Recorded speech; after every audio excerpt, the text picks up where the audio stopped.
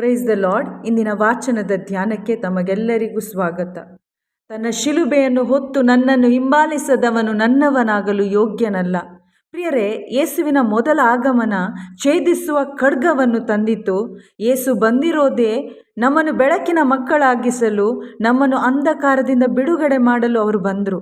ಯಾರು ಪ್ರಭು ಯೇಸು ಕ್ರಿಸ್ತರನ್ನು ಸ್ವೀಕಾರ ಮಾಡಿದ್ರೋ ಅವರು ಬೆಳಕಿನ ಮಕ್ಕಳಾದರು. ಅವರು ಕುಟುಂಬದಲ್ಲಿ ವಿಭಜನೆ ಉಂಟು ಮಾಡಿದರು. ಯಾವ ರೀತಿ?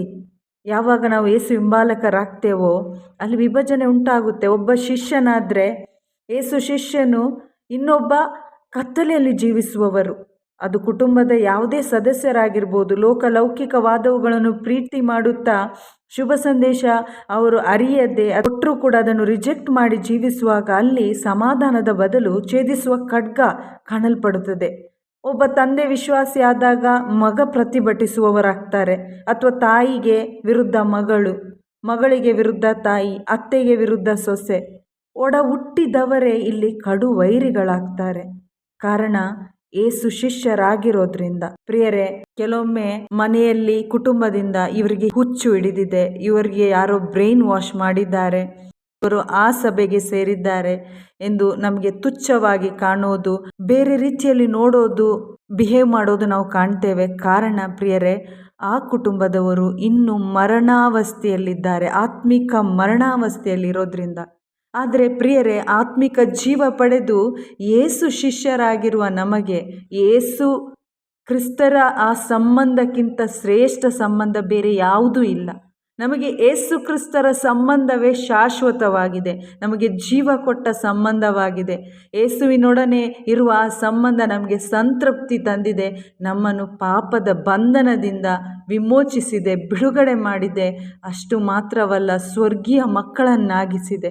ನಮಗೆ ಸಂತೃಪ್ತಿ ಕೊಟ್ಟ ಈ ಸಂಬಂಧ, ಯೇಸುವಿನ ಸಂಬಂಧ, ನಮಗೆ ಆಧ್ಯಾತ್ಮಿಕವಾಗಿ ಬೆಳೆಯಲು ಬಲ, ಜ್ಞಾನ ಎಲ್ಲವನ್ನು ಕೊಟ್ಟಿದೆ. ನಮ್ಮ ಆಧ್ಯಾತ್ಮಿಕ ಜೀವಿತದ ಮೂಲ, ಆರಂಭ ಯೇಸು ಕ್ರಿಸ್ತರೊಂದಿಗಿರುವ ಆ ಸಂಬಂಧ, ಆ ಯೇಸು ಕಾರಣರಾಗಿದ್ದಾರೆ.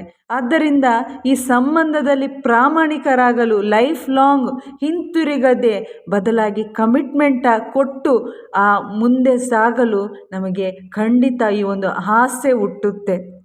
ಹೌದು ಪ್ರಿಯರೇ, ಆದರೆ ಇವತ್ತು ಅನೇಕರಿಗೆ ಯೇಸು ಕ್ರಿಸ್ತರು ಮುಂದಿಟ್ಟ ಶಿಷ್ಯತ್ವದ ಬೇಡಿಕೆ ಅನುಸರಿಸಲು ಸಾಧ್ಯವಾಗ್ತಾ ಇಲ್ಲ. ತನ್ನ ಶಿಲುಬೆಯನ್ನು ಹೊತ್ತು ಅವರನ್ನು ಹಿಂಬಾಲಿಸಲು ಸಾಧ್ಯವಾಗ್ತಾ ಇಲ್ಲ. ಕಾರಣ ಆಸೆ ಇದೆ, ಆದರೆ ಯಾಕಾಗ್ತಾ ಇಲ್ಲ? ಮೊದಲನೇದಾಗಿ ಅವರಿಗೆ ದೇವರ ವಾಕ್ಯದ ಅರಿವಿಲ್ಲ. ಎರಡನೇದಾಗಿ ಪವಿತ್ರಾತ್ಮರ ಶಕ್ತಿ ಇಲ್ಲದೆ ನಮಗೆ ನೈಜ ವಿಶ್ವಾಸದಲ್ಲಿ ಯೇಸು ಸಾಕ್ಷಿಗಳಾಗಿ ಬದುಕಲು ಸಾಧ್ಯವಾಗಲ್ಲ.